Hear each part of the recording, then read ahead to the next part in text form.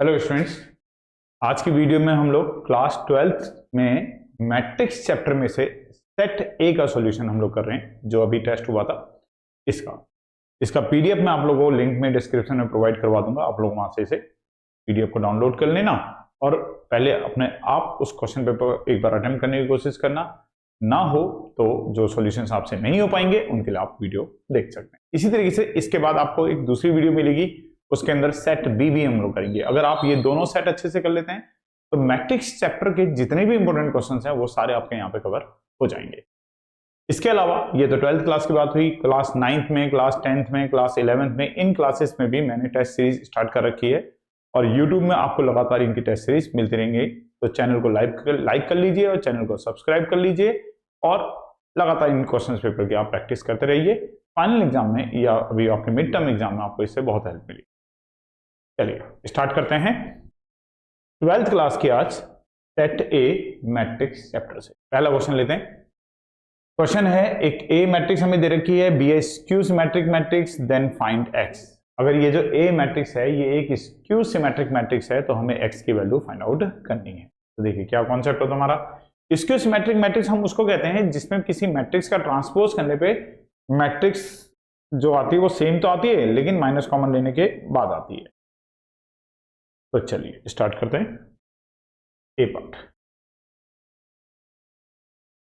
हमारे पास एक ए मैट्रिक्स है जो कि है 0 एक्स स्क्वायर प्लस 6 और 1 minus 5x x square minus 9 और 7 माइनस 1 माइनस 7 माइनस 5। अगर हम इसका ट्रांसपोज करें तो ट्रांसपोज करने के लिए क्या करते हैं, जो रो होती है रो को कॉलम बनाते हैं। तो पहली रो बन जाएगी पहला कॉलम, जो दूसरी रो है वो बन जाएगा दूसरा कॉलम, माइनस 5x फिर एक्स स्क्वायर माइनस 9 और फिर 7, और जो तीसरी रो है वो बन जाएगा तीसरा कॉलम, माइनस 1 माइनस 7 और माइनस 5। अब ये बात हमें गिवन है कि ये स्क्यू सिमेट्रिक मैट्रिक्स है तो ए का जो ट्रांसपोज होगा वो इक्वल टू होगा नेगेटिव ऑफ ए के। अगर स्क्यू सिमेट्रिक मैट्रिक्स है तो ए का जो ट्रांसपोज होगा वो नेगेटिव ऑफ ए के इक्वल होगा। तो ए का ट्रांसपोज जो आया है वो आया है 0 minus 5x minus 1 x square plus 6 x square minus 9 minus 7, इसके अलावा 1 7 माइनस 5 और इक्वल टू है नेगेटिव ऑफ ए के। ए में है 0 एक्स स्क्वायर प्लस 6 और 1 minus 5x x square minus 9 7 minus 1 minus 7 minus 5। Minus को अगर हम अंदर कर दें, अगर माइनस अंदर चला जाए तो कितना मिल जाएगा। वैसे आप इसे इक्वेट करवा सकते हैं पर चलिए थोड़ा सिंप्लीफाई करके ही करते हैं। 0 minus 5x minus 1 x square plus 6 x square minus 9 minus 7 1 7 minus 5। Minus अगर अंदर जाएगा तो 0 माइनस एक्स स्क्वायर और माइनस 6 माइनस 1, ये हो जाएगा plus 5x minus x square plus 9 minus 7, ये हो जाएगा 1, ये हो जाएगा 7 और ये हो जाएगा 5।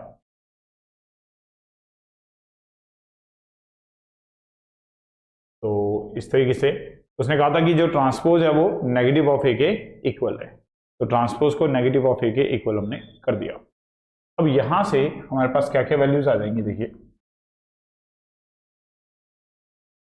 एक तो ये जो माइनस 5x होगा ये इक्वल टू किसके होगा, एक तो माइनस 5x जो होगा वो इक्वल होगा माइनस एक्स स्क्वायर माइनस 6 के।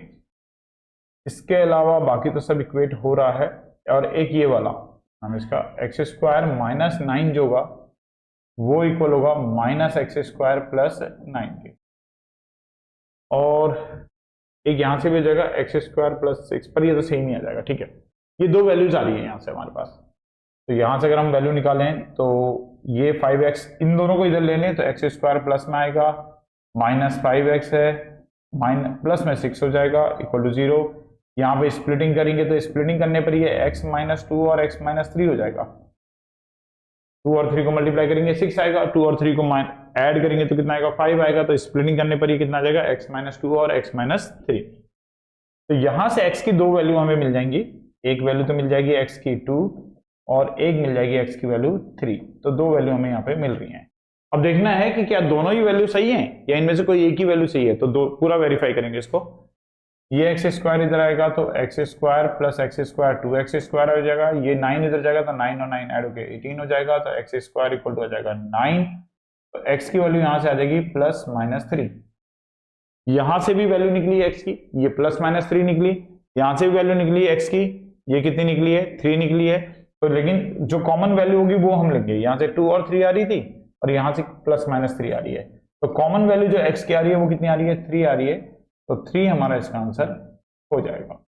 3 जो है वो हमारा इसका आंसर हो जाएगा।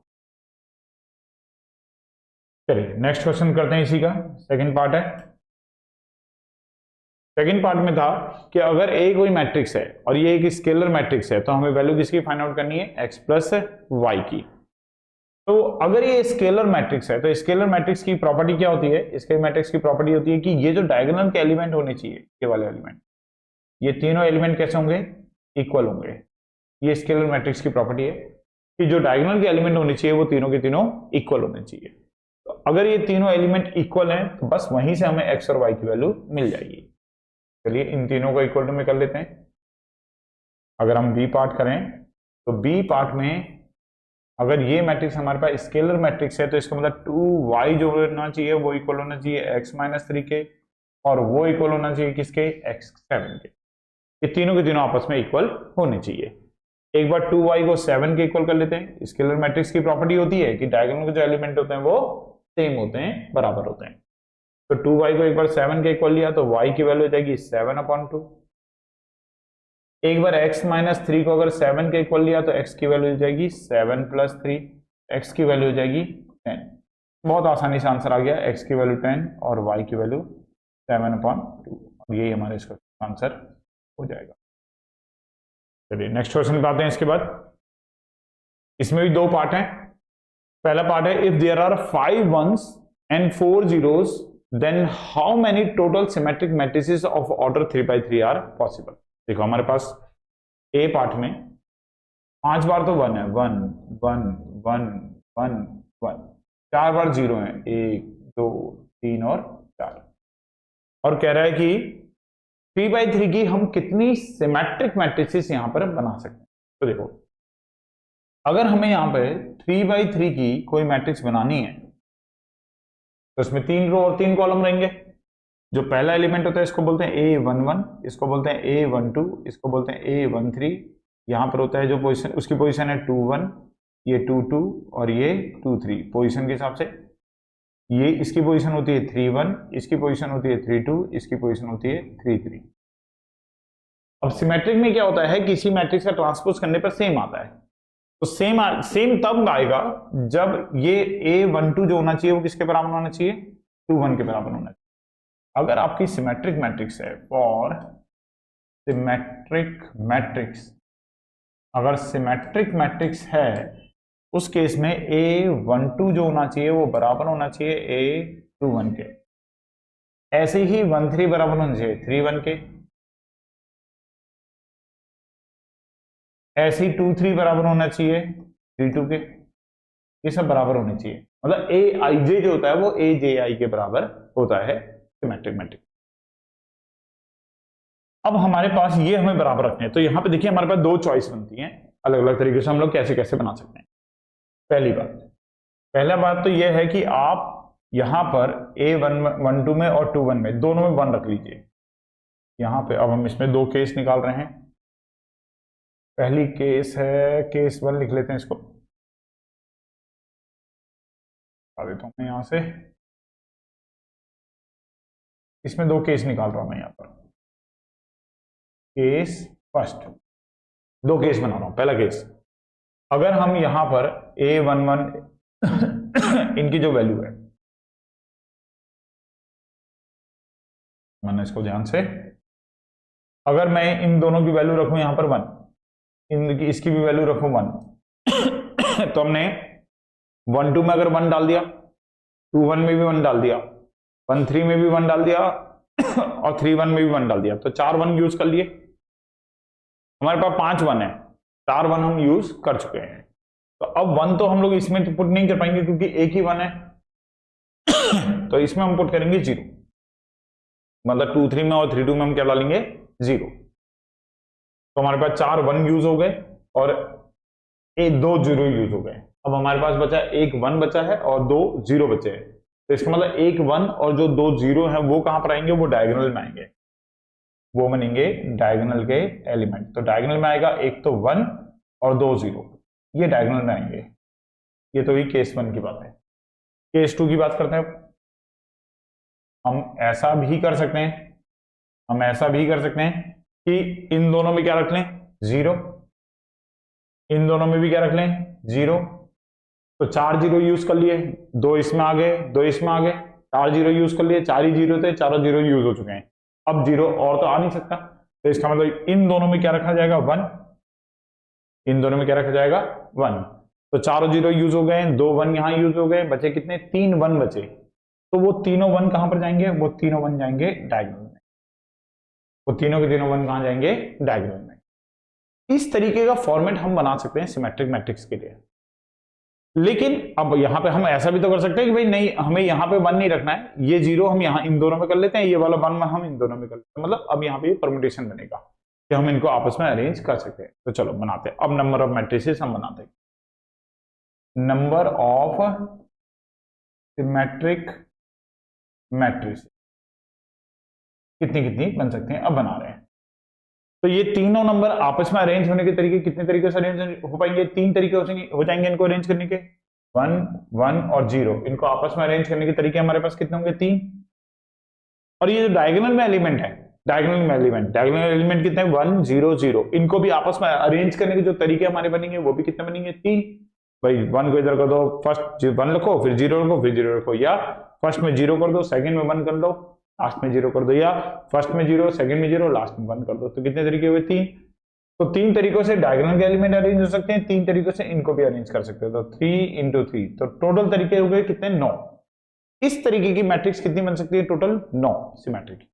अब ये दूसरे वाले में बात करते हैं। इसमें भी 0 0 और 1 है, लेकिन हम ऐसा भी तो कर सकते हैं 1 ऊपर कर दें 0 नीचे कर दें, या 1 बीच में करते हैं 0 नीचे कर दें। तो इसका मतलब इनको भी आपस में अरेंज करने के तरीके हमारे पास कितने हैं 3। और डायगोनल में इसमें 1 1 1 है, तीनों 1 है, इनको अरेंज नहीं कर पाएंगे, इसका तो एक ही तरीका रहेगा, तो मल्टीप्लाई में 1, ये तो एक ही तरीका रहेगा। केस 1 में इतनी मैट्रिक्स बन सकती है, केस 2 में इतनी मैट्रिक्स बन सकती है। तो टोटल कितनी मैट्रिक्स बन सकती है 9 इसमें बनी और 3 इसमें बनी, तो टोटल मैट्रिक्स कितनी बन जाएंगी 12। तो 12 मैट्रिक्स हम लोग यहां पर इस तरीके की बना सकते हैं, जिसमें 5 तो 1 है और 4 0 है, और मैट्रिक्स बनानी थी हमें सिमेट्रिक। नेक्स्ट क्वेश्चन में आते हैं। If a is a square matrix such that a square equal to i, a square जो है वो आइडेंटिटी मैट्रिक्स के बराबर दे रखा है, देन फाइंड, इसकी वैल्यू हमें फाइंड आउट करनी है। चलिए करते हैं इसको। जो बी पार्ट है इसमें हमें ये बात गिवन है कि ए स्क्वायर जो है वो आई के इक्वल है, और वैल्यू जो निकालनी है वो निकालनी है ए माइनस आई का क्यूब आइडेंटिटी मैट्रिक्स, और ए प्लस आइडेंटिटी मैट्रिक्स का क्यूब -7 है, इसकी वैल्यू हमें फाइंड आउट करनी है। ठीक है, मैट्रिक्स में हमें एक बात जानते हैं कि कोई भी जो ये होते हैं क्या नाम है इसका, जो होल स्क्वायर या होल क्यूब वाली जो जितनी भी आइडेंटिटीज होती है, ये सब आइडेंटिटीज हम यहाँ पे अप्लाई नहीं कर पाते हैं। आई के साथ अप्लाई हो जाती हैं, आइडेंटिटी मैट्रिक्स के साथ अप्लाई हो जाती हैं, लेकिन वैसे जनरली हम लोग इसका अप्लाई नहीं कर सकते हैं। मतलब अगर ये ए और बी होता तो हम यहाँ पे आइडेंटिटी नहीं लगा सकते थे, तो इस चीज की हैबिट ही नहीं रखेंगे, हम इसका पूरा पूरा मल्टीप्लाई करके ही देख लेंगे। ए माइनस आई, फिर ए माइनस आई। वैसे आइडेंटिटी मैट्रिक्स में फर्क पड़ना नहीं था, आ जाता, अगर मैं आइडेंटिटी भी लगाता तो आइडेंटिटी लगा के भी इसका आंसर आ जाता, लेकिन वो केवल स्पेशली आइडेंटिटी के लिए ही काम करेगा। अगर ए और बी हो गया तो वहां पे काम नहीं करेगा, इसलिए मैं नहीं कर रहा उसको। ए प्लस आई को भी 3 बार मल्टीप्लाई कर लेते हैं, ए प्लस आई के साथ, और फिर दोबारा ए प्लस आई के साथ, -7। चलिए मल्टीप्लाई करते हैं। जहां ए स्क्वायर आएगा वहां पर हम क्या लिख लेंगे आई। ए की ए में मल्टीप्लाई करी तो ए स्क्वायर, ए की आई में करी तो ए आई, फिर आई की ए में करी तो आई ए, फिर आई की आई में करी तो प्लस आई इंटू आई। ऐसे यहाँ पर फिर ए माइनस आई, सेम ऐसे यहाँ पर भी होगा। ए की ए में करी तो ए स्क्वायर, ए की आई में करी तो ए आई, आई की ए में करी तो आई ए, आई की आई में करी तो आई इंटू आई। आई इंटू आई, और फिर मल्टीप्लाई में कितना है ए प्लस आई माइनस 7a। अब ए स्क्वायर को तो हम लिख लेंगे वापस आई, ए स्क्वायर जो है वो हमें आई के इक्वल दे रखा है, तो ये आई हो गया, और ए इंटू आई करेंगे तो ए रहेगा, आई इंटू ए करेंगे तो ए रहेगा, और आई इंटू आई करेंगे तो आई रहेगा, और ए माइनस आई। ऐसे ए स्क्वायर जो है वो आई के इक्वल हो गया, ए इंटू ए आई करा तो ए, आई इंटू ए करा तो ए, और आई इंटू आई करेंगे तो आइडेंटिटी में ए प्लस आई और माइनस 7a। तो यहां से सॉल्व करके आ जाएगा 2i माइनस 2a और a माइनस आई। यहां से सॉल्व करके आ जाएगा 2i प्लस 2a और a plus I minus 7a। अगर इसमें से 2 कॉमन निकाल लेंगे, माइनस 2 ही कॉमन निकाल लेते हैं, तो आ जाएगा a माइनस आई इंटू में a माइनस आई, प्लस इसमें से 2 कॉमन ले लेंगे तो a प्लस आई और a plus I minus 7a। अब ये मल्टीप्लाई तो हमने ये भी करी है, a माइनस आई और a माइनस आई को मल्टीप्लाई करा, ये आया उससे ये आया उससे ये आया, तो इसकी मल्टीप्लाई तो हमें डायरेक्ट पता है यही आएगी। कितनी आएगी 2i माइनस 2a प्लस 2। अब ये a प्लस आई वाली मल्टीप्लाई हमने करी थी, ये आया फिर उससे ये आया फिर इससे ये आ गया था। इसका भी हमें डायरेक्ट पता है कि a प्लस आई को a प्लस आई से मल्टीप्लाई करके आ गया था हमारा। अब ये भी 2i प्लस 2a और माइनस 7a। अब इसको सिंप्लीफाई कर लेते हैं। अगर ये 2 अंदर मल्टीप्लाई करेंगे तो माइनस का 4i और इसमें होगा तो प्लस का 2 टू जा 4a प्लस का 4i और 2 टू जा 4a माइनस 7a। 4i से तो 4i कैंसिल हो गया, 4a और 4a ऐड हुआ तो 8a माइनस 7a, और सॉल्व करके कितना रह जाएगा ये a। 8a में से अगर 7a को माइनस किया तो इसका आंसर कितना आ जाएगा हमारे पास a, इसका आंसर हो जाएगा। तो फाइनली सिंप्लीफाई करके इसका आंसर a आ गया। तो वही प्रॉपर्टी करी कि i की मल्टीप्लाई किसी भी मैट्रिक्स के साथ करे तो वही मैट्रिक्स रहती है, a की a के साथ करी तो a स्क्वायर बना, और a स्क्वायर की वैल्यू हमें i गिवन थी। चलिए नेक्स्ट क्वेश्चन पे आते हैं। इसके बाद ये आसान क्वेश्चन है, third question, find the value of x and y, और a जो है वो इसको सेटिस्फाई कर रहा है। तो देखो सेटिस्फाई कर रहा है, और क्वेश्चन में हमें दे रखा है कि a square minus x a plus y i equal to 0। a square का मतलब a की मल्टीप्लाई a के साथ, a स्क्वायर का मतलब मैट्रिक्स में क्या होता है कि a की मल्टीप्लाई a के साथ। a है 1 1 1 1, a है 1 1 1 1 माइनस एक्स, a जो है वो 1 1 1 और 1, और y और i होती है identity matrix 1 0 0 1 equal to null matrix. Equal to में क्या होगा नल मैट्रिक्स, क्योंकि मैट्रिक्स है ना तो इक्वल टू में मैट्रिक्स ही चल रही होगी, नल मैट्रिक्स होगी। अब यहां मल्टीप्लाई करेंगे तो फर्स्ट रो हम लोग पहले वाली मैट्रिक्स से लेंगे रो और दूसरे वाले मैट्रिक्स से लेंगे कॉलम। पहले वाले मैट्रिक्स से लेंगे रो और दूसरे वाले मैट्रिक्स से लेंगे हम कॉलम। तो यहां से हमने लेनी है रो और यहां से हमने लेना है कॉलम। तो फर्स्ट रो और फर्स्ट कॉलम को हम क्या करेंगे मल्टीप्लाई, मैट्रिक्स मल्टीप्लिकेशन कर रहे हैं। तो कितना आएगा 1 1 जा 1 प्लस फिर 1 1 जा 1, फिर फर्स्ट रो सेकंड कॉलम तो 1 और 1, फिर सेकंड रो और फर्स्ट कॉलम तो ये भी 1 प्लस 1, फिर सेकंड रो और सेकंड कॉलम तो ये भी 1 प्लस 1। x अंदर मल्टीप्लाई होगा तो x, फिर ये x, फिर ये x, फिर ये x, y अंदर मल्टीप्लाई होगा तो ये y, फिर ये 0, फिर ये 0, फिर ये y, और इक्वल टू में है नल मैट्रिक्स 0 0 0 0। मैट्रिक्स के इक्वल टू में मैट्रिक्स ही होती है, स्केलर नहीं होता। तो कितना हो गया ये 2 हो गया, ये 2 हो जाएगा, ये साथ में माइनस एक्स भी आ जाएगा और एक प्लस वाई भी आ जाएगा, फिर ये 1 और 1 2 हो जाएगा, साथ में ये माइनस एक्स आ जाएगा और लास्ट वाला 0 है। ये 2 हो जाएगा, साथ में ये माइनस एक्स आ जाएगा और ये 0 है। ये 2 हो जाएगा, साथ में ये माइनस एक्स आ जाएगा और साथ में ये प्लस वाई भी इसके आ जाएगा, और इक्वल टू में इसके नल मैट्रिक्स। अब इसको सॉल्व करते हैं, मतलब इक्वेट करवाते हैं। जो पहला वाला एलिमेंट है 2 माइनस एक्स प्लस वाई, ये भी 0 के इक्वल होगा, फर्स्ट एलिमेंट के इक्वल, और जो 2 माइनस एक्स है ये भी 0 के इक्वल होगा। तो यहां से तो x की वैल्यू मिल जाएगी हमें 2, और वो x की वैल्यू अगर हमने 2 यहाँ पुट करी तो 2 से 2 कैंसिल हो जाएगा और y की जो वैल्यू हमें मिल जाएगी वो कितनी मिल जाएगी 0। तो यही हमारा इस क्वेश्चन का आंसर होगा कि x की वैल्यू 2 और y की वैल्यू 0। ये इसका आंसर। नेक्स्ट क्वेश्चन पे आते हैं इसके बाद। इसमें कह रहा है कि अगर x की वैल्यू π/3 है और a इक्वल टू इतना है तो 2a² निकालो। तो एक काम करते हैं, सबसे पहले a निकाल लेते हैं π/3 पुट करके।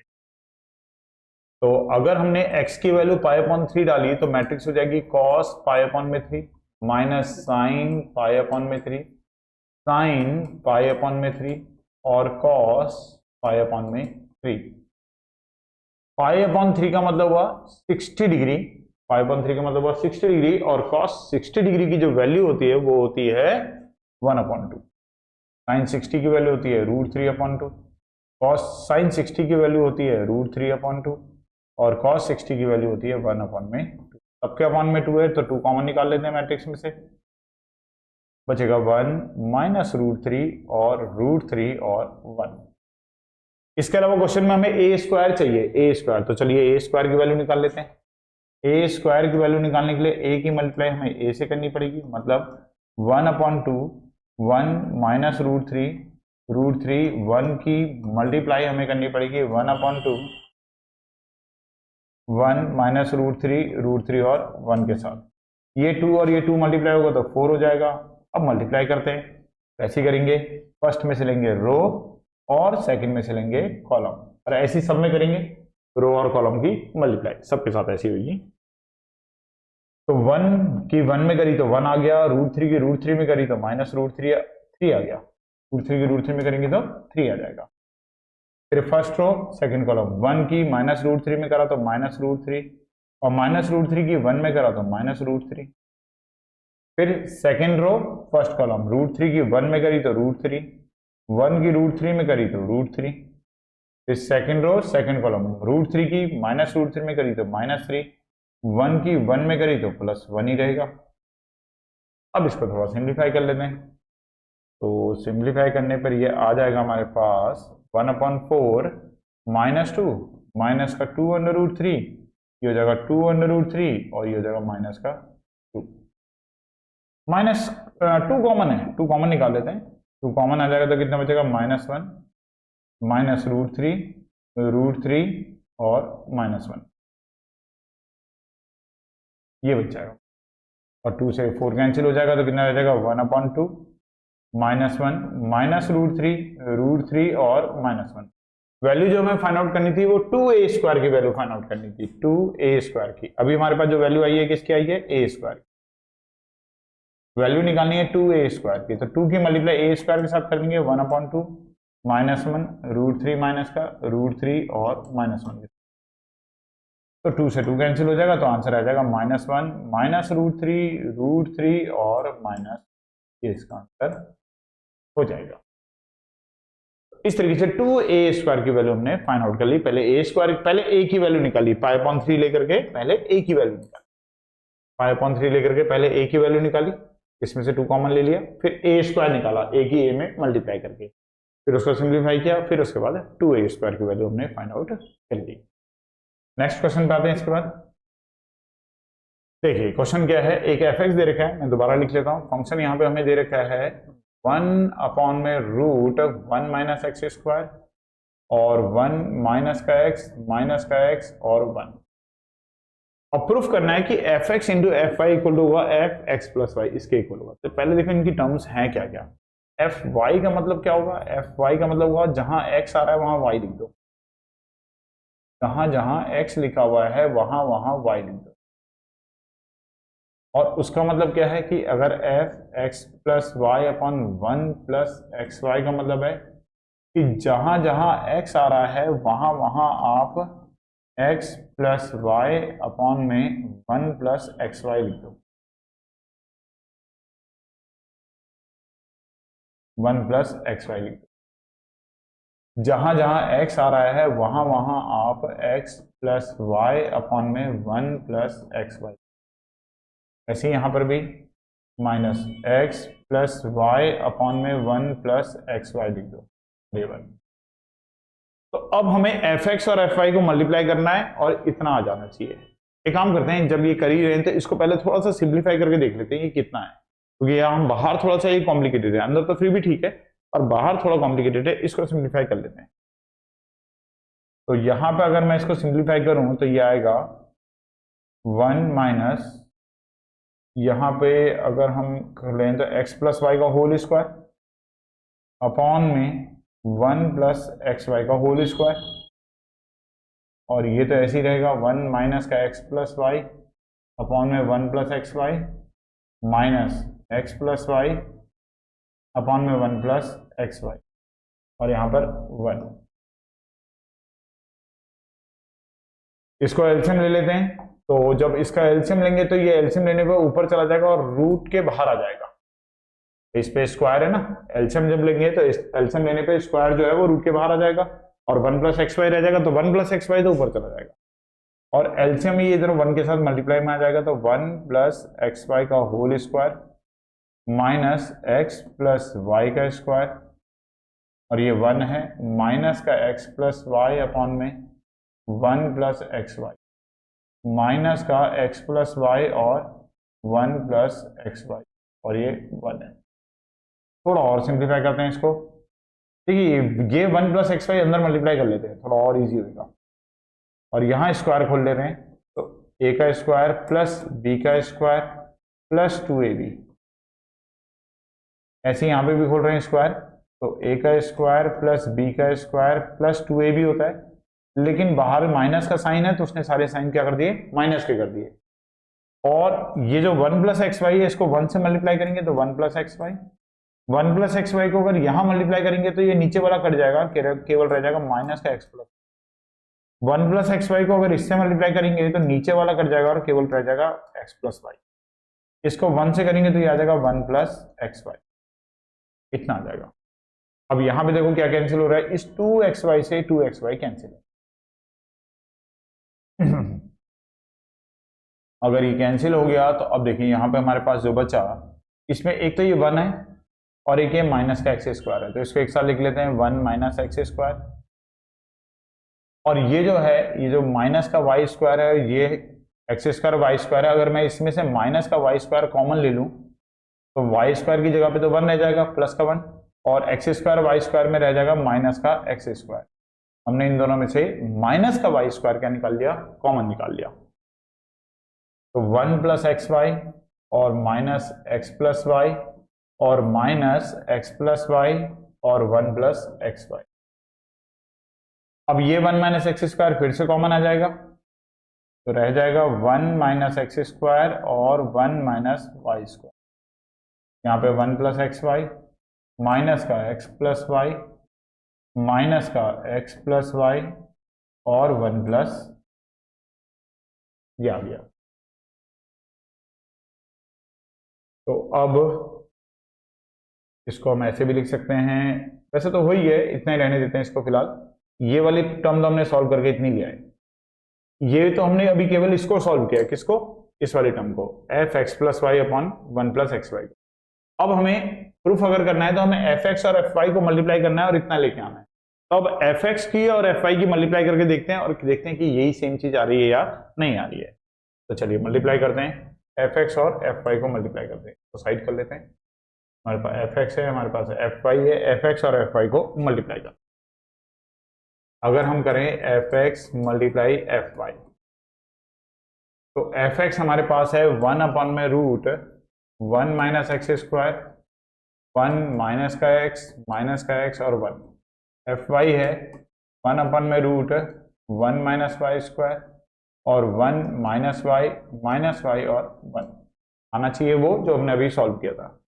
तो देखिए ये और ये तो आपस में मल्टीप्लाई जाएंगे, तो 1 माइनस एक्स स्क्वायर के साथ मल्टीप्लाई में आ जाएगा रूट 1 माइनस वाई स्क्वायर, क्योंकि ये तो मैट्रिक्स के अंदर नहीं है। बाकी बचा 1 माइनस एक्स 1 और 1 माइनस वाई और 1, इसको मल्टीप्लाई कर, इन दोनों को एक ही रूट में ले लेते हैं, तो 1 माइनस एक्स स्क्वायर और 1 माइनस वाई स्क्वायर, और यहां मल्टीप्लाई करेंगे तो फर्स्ट रो और फर्स्ट कॉलम, पहले वाले मैट्रिक्स में से हम लेंगे रो और दूसरे वाले मैट्रिक्स से लेंगे हम कॉलम।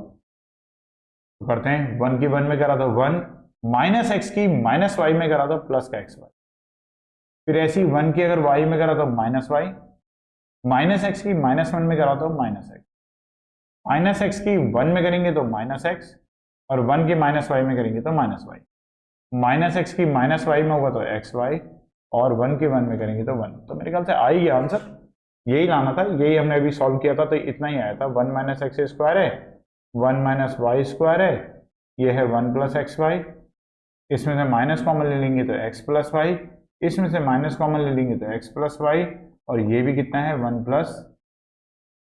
तो यही हमें प्रूफ करके लाना था, यही हमें देखो यहाँ पे प्रूफ करके यही लाना था। 1/√1 माइनस एक्स, थोड़ा छोटा करके दिखाता मैं आप इसको, दोनों आपको एक साथ। यहाँ पे हमने वैल्यू निकाली है ये, और यहाँ पे भी हमारी वैल्यू आ रही है ये, तो दोनों की वैल्यू कैसे आ गई हमारे पास, सेम आ गई। तो इस तरीके से हम कह सकते हैं कि f x into f y जो है वो इक्वल टू किसका आ गया, f x plus y upon 1 plus x y के क्या हो गया, ये इक्वल हो गया।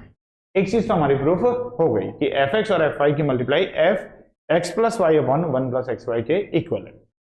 लेकिन क्वेश्चन में एक पार्ट अभी और भी है, क्वेश्चन की लैंग्वेज में ये भी है कि शो दैट करना है कि f x multiply F minus x जो होगा वो आई के इक्वल होगा। तो सेम इस तरीके से एफ एक्स तो हमारे पास है ही, एफ माइनस एक्स मतलब उसमें हमें करना क्या होगा, एक्स की जगह पर माइनस एक्स रखना होगा, और दोनों को मल्टीप्लाई करके देखना है आइडेंटिटी मैट्रिक्स आ रही है या नहीं आ रही है। तो चलिए फिर दोबारा से एक बार और एफ एक्स लेते हैं। एफ एक्स की वैल्यू है, एफ एक्स लिखते हैं यहाँ पर,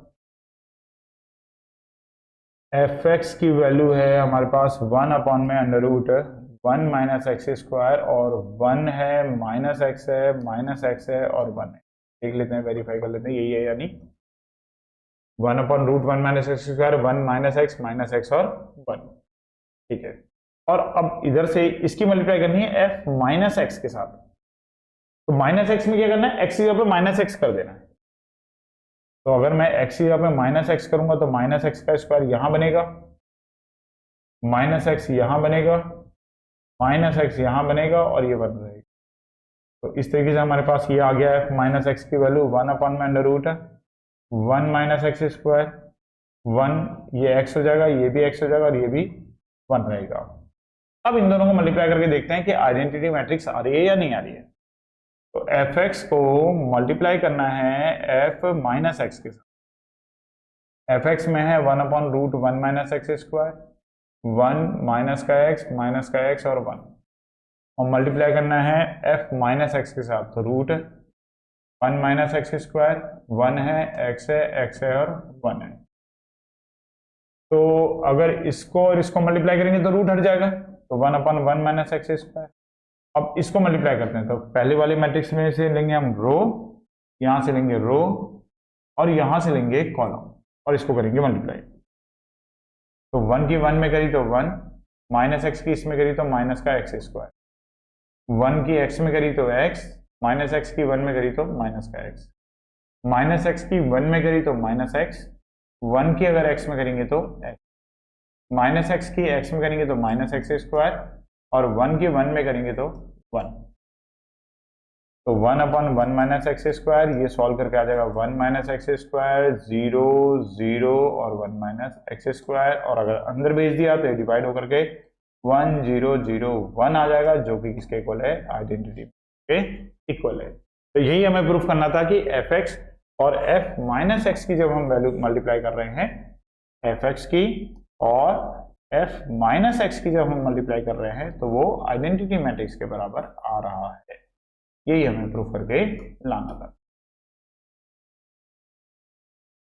चलिए नेक्स्ट क्वेश्चन पे आते हैं। इसके बाद नेक्स्ट क्वेश्चन है कि अगर ए जो है वो सिमेट्रिक मैट्रिक्स है और बी जो है वो स्क्यू सिमेट्रिक मैट्रिक्स है। ए जो है वो सिमेट्रिक मैट्रिक्स है, इसका मतलब ए का ट्रांसपोज ए के बराबर है। बी स्क्यू सिमेट्रिक है, इसका मतलब बी का ट्रांसपोज माइनस बी के बराबर है। और सच दैट कि ए प्लस बी इक्वल टू इतना दे रखा है, तो ए और बी को मल्टीप्लाई करके में कुछ प्रूफ करना है। तो उसके लिए पहले हमें ए और बी मैट्रिक्स का पता लगाना पड़ेगा कि ए मैट्रिक्स क्या है, बी मैट्रिक्स क्या है। तो देखिए हम जानते हैं कि ए प्लस बी का जो होल ट्रांसपोज होता है वो प्रॉपर्टी क्या कहती है, A transpose plus B transpose. Transpose की जो प्रॉपर्टी यदि की होती है वो क्या कहती है कि प्लस करने के बाद ट्रांसपोज करो या पहले ट्रांसपोज कर लो बाद में प्लस करो, बात एक ही होती है।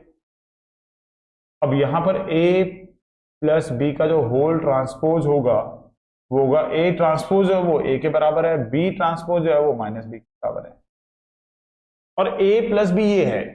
अगर मैं इसका ट्रांसपोज कर दूं तो इसका ट्रांसपोज आएगा 2 3 5 -1। पहली रो पहला कॉलम बन जाएगा, दूसरी रो दूसरा कॉलम बन जाएगा, इक्वल टू कितना a माइनस बी। तो अब हमारे पास दो इक्वेशन हो गई। पहली इक्वेशन हो गई a plus b equal to 2 3 5 -1, और दूसरी इक्वेशन हो गई a minus b equal to 2 5 3 और -1। हमें a और b फाइंड आउट करना है तो दोनों इक्वेशन को सॉल्व कर लेते हैं। अगर ऐड करेंगे तो इससे ये कैंसिल हो जाएगा, तो 2a इक्वल टू हो जाएगा 2 और 2 को ऐड किया तो 4, और ये जगह 8, 5 और 3 को ऐड किया तो 8, -1 ऐड किया तो -2। इसको 2 से डिवाइड कर देंगे, तो 2 से डिवाइड करने पर ए मैट्रिक्स जो हमें मिलेगी वो मिलेगी 2 4 4 -1। इसी तरीके से एक बार सब्ट्रैक्ट कर लेते हैं। a प्लस बी जो है वो है 2 3 5 और -1, और a माइनस बी जो है वो कितना है 2 5 3 और -1।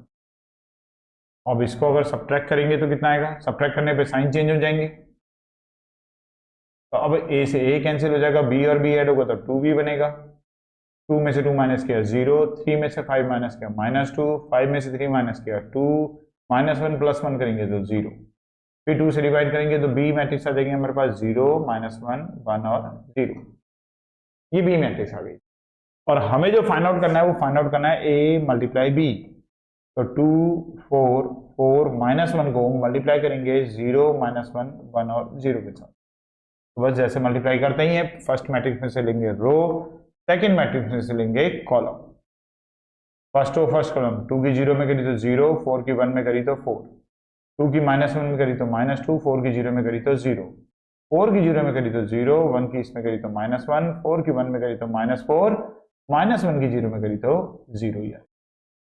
तो इस तरीके से a इंटू बी करने पर आ जाएगा 4 -2 -1 और -4। तो a और b को मल्टीप्लाई करने पर हमें ये वाली मैट्रिक्स यहाँ से ऑब्टेन हो जाएगी, और यही हमारा इसका आंसर हो जाएगा। शायद प्रूफ करने का था, a इंटू बी हमें, हाँ प्रूफ करने का था। 4 -2 -1 4 लाना था, देखते हैं जरा कितना है। 4 -2 -1 4 हमारा आ गया, तो यही हमें प्रूफ करके इसका आना था। लिखेंगे यहाँ पर हेंस प्रूफ। ठीक है, तो हमने इतने कुछ 6 क्वेश्चन हमारे शायद हो चुके हैं। अब एक लास्ट क्वेश्चन, 7th क्वेश्चन, इस वीडियो का आखिरी क्वेश्चन है। 3 स्कूल है, एक का नाम है एबीसी, एक का नाम है पीक्यूआर, एक का नाम है एमएनओ। डिसाइड कर रहे हैं organise a fair and collecting money for helping the flood victim. तो फ्लड विक्टिम के लिए कुछ पैसा इकट्ठा कर रहे हैं, तो उसके बारे में हमें दे रखा है। दे सोल्ड, उसके लिए हम लोग बोल करके आ रहे हैं, हैंडमेड फैन ले रखा है, मैट्स हैं और प्लेट्स हैं, from recycled material at a cost of इतना। रिसाइकल्ड मटेरियल से ये सारी चीजें बनाई, अब उनको बेचेंगे। उनकी कॉस्ट रखी है उन्होंने 25, 100 और 50 ईच रेस्पेक्टिवली। मतलब फैन की कॉस्ट 25 है, मैट की कॉस्ट 100 है, प्लेट की कॉस्ट 50 है। और the number of article sold are given है। देखो एबीसी स्कूल ने हैंडमेड फैन कितने बेचे हैं 40, और यहाँ पर है ये मैट, इस पर ये यहाँ पर है ये मैट। मैट्स जो बेची हैं वो कितनी बेची हैं 50, और प्लेट कितनी बेची है 20। ऐसी पीक्यूआर का डेटा है, ऐसी एमएनओ स्कूल का नाम है उसका डेटा है।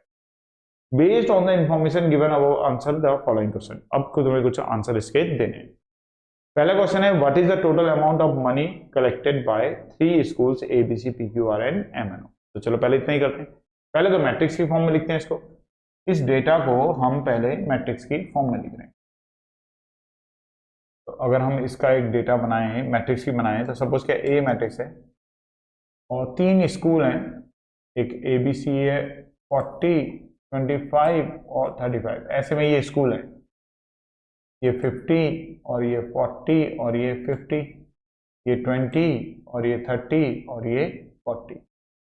तो रो में तो आपको क्या दिखा रखे हैं आर्टिकल, रो में क्या है आर्टिकल। तो इसका ऑर्डर में बाय नेम लिखते हैं। वैसे भी हम वर्ड प्रॉब्लम को जब क्वेश्चन करते हैं तो ऑर्डर को बाय नेम लिखते हैं, ऑर्डर को हम लोग बाय नेम लिखते हैं। ये आर्टिकल हो गया। और कॉलम में जो है ये स्कूल है, तो आर्टिकल बाय स्कूल की मैट्रिक्स है। इस मैट्रिक्स से क्या रिप्रेजेंट हो रहा है, आर्टिकल कौन सा है और स्कूल कौन सा है, ये रिप्रेजेंट हो रहा है।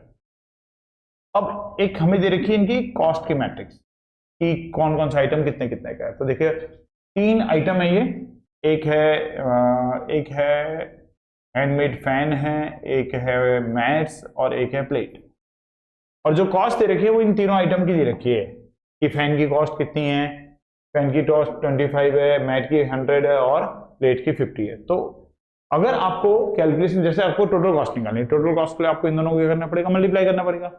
तो अगर आपको ये बात पता है कि आपको ये क्वेश्चन मल्टीप्लीकेशन से सॉल्व करना है, दोनों मैट्रिक्स को मल्टीप्लाई करनी है, तो इसके लिए आपको इस चीज का ध्यान रखना कि जो चीज आपने पहले वाले मैट्रिक्स की रो में रखी है वो सेकंड वाले में कॉलम में कर लेना, या जो पहले वाले में कॉलम में रखी है वो सेकंड वाले में रो में कर लेना। अगर आपने वो सेम ही रखी ना तो फिर वो मल्टीप्लाई नहीं हो पाएगा। तो ये बहुत जरूरी होती है मैट्रिक्स की मल्टीप्लीकेशन के लिए, इस बात का ध्यान रखना कि पिछली बार अगर मैंने फैन, मैट और प्लेट को रो में रखा हुआ है, तो अब की बार मैं फैन, मैट और प्लेट को कॉलम में रखूंगा कॉस्ट के लिए। तो फैन आएगा यहां पर, फैन, मैट और प्लेट्स को मैं यहां पे रख रहा हूं। तो फैन की जो कॉस्ट है वो है 25, मैट की जो कॉस्ट है वो है 100, प्लेट की जो कॉस्ट है वो है 50। ये कॉस्ट है। अब ये मैट्रिक्स जो है वो किस चीज की है, रो में तो इसकी क्या है, इनकी कॉस्ट, रो में क्या है इसकी कॉस्ट, और कॉलम में क्या है, आर्टिकल, कॉलम में है आर्टिकल। और हमसे पूछा गया था what is the total amount, तो टोटल अमाउंट के लिए दोनों को मल्टीप्लाई करना है। तो मल्टीप्लाई कब होती है, जब एक मैट्रिक्स का, पहली वाली मैट्रिक्स का कॉलम और दूसरे वाली मैट्रिक्स की रो सेम हो तो मल्टीप्लाई होती है। इसके कॉलम में स्कूल है, इसकी रो में कॉस्ट है, सेम नहीं है, अलग अलग है, तो मल्टीप्लाई नहीं कर सकते। इसके कॉलम में आर्टिकल है, इसकी रो में भी आर्टिकल है, तो दोनों के कॉलम, सेकंड वाले का कॉलम और फर्स्ट वाले की रो सेम है, तो सेकंड मैट्रिक्स की मल्टीप्लाई में फर्स्ट मैट्रिक्स से बात करनी पड़ेगी, वही मल्टीप्लाई पॉसिबल है, फर्स्ट की सेकंड के साथ पॉसिबल नहीं है। तो फर्स्ट पार्ट में अगर आपको निकालनी है टोटल कॉस्ट, अगर आपको निकालनी है टोटल कॉस्ट या रेवेन्यू, हाँ कलेक्ट, टोटल कॉस्ट नहीं है, टोटल अमाउंट है ये, टोटल अमाउंट, टोटल अमाउंट कि कितना अमाउंट उन्होंने कलेक्ट किया। तो टोटल अमाउंट निकालने के लिए बी को मल्टीप्लाई करेंगे ए के साथ।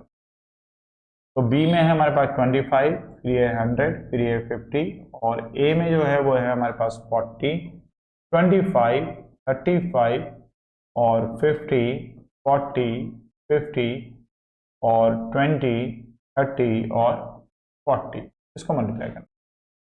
मल्टीप्लाई करने के लिए वही फर्स्ट मैट्रिक्स में से रो, सेकंड में से कॉलम, तो इस पूरी रो की मल्टीप्लाई, इस पूरी रो की मल्टीप्लाई इस पूरे कॉलम के साथ करनी है। तो कैसे करनी है, 25 की तो 4 में होगी तो ये आ जाएगा 1000, 100 की 50 के साथ होगी तो ये आ जाएगा 5000, 50 की 20 से होगी तो ये आएगा 1000। अभी तो ये पहला हुआ। अब इसके बाद फर्स्ट रो की मल्टीप्लाई करनी है किसके साथ, सेकंड कॉलम के साथ। तो 25 की 25 में करेंगे तो 625, 100 की 40 के साथ करेंगे तो 4000, 50 की 30 से करेंगे तो 5 3 15 और 2 0 हो जाएंगे। अब फर्स्ट रो और थर्ड कॉलम, तो 25 और 35 को मल्टीप्लाई करेंगे तो 25 5 जा 125, 25 3 जा 75 और 75 में 12 ऐड कर देंगे तो 87, 875 आ जाएगा इसकी मल्टीप्लाई करके। इसी तरीके से फिर 100 की अगर 50 में करेंगे तो ये आ जाएगा 5000। इसी तरीके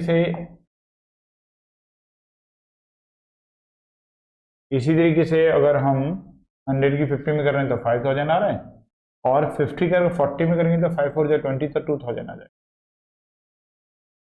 अब बस इनको ऐड कर लो, तो मैं डायरेक्ट बता देता हूँ, इनको ऐड करके आ जाएगा 7000, पहला वाला आ जाएगा 7000, दूसरा आ जाएगा 6125, और तीसरे वाले को अगर तुम ऐड करोगे तो ये आ जाएगा 7875, 7875। तो ये इनकी कॉस्ट आ गई, टोटल अमाउंट आ गया कि पहले स्कूल ने कितना अमाउंट कलेक्ट किया, दूसरे स्कूल ने कितना अमाउंट कलेक्ट किया और तीसरे स्कूल ने कितना अमाउंट कलेक्ट किया है। तीनों स्कूलों का हमें क्या मिल गया, यहाँ पर अमाउंट मिल गया। तो आप इसको स्टेटमेंट में दे देना आंसर, क्योंकि क्वेश्चन स्टेटमेंट का है। आप इसका आंसर दे सकते हैं कि अमाउंट कलेक्टेड बाय स्कूल, पहले वाले स्कूल का नाम शायद एबीसी था, पहले वाले स्कूल का नाम था एबीसी पीक्यूआर एमएनओ, एक था एबीसी, एक था पीक्यूआर और एक था एमएनओ। तो इनके आंसर लिख देना, नीचे दी वाला तो सेम ही आ जाएगा। अमाउंट कितना कितना कलेक्ट हो रहा है, इसका अमाउंट है 7000, इसका अमाउंट है 6125 और इसका अमाउंट है 7875।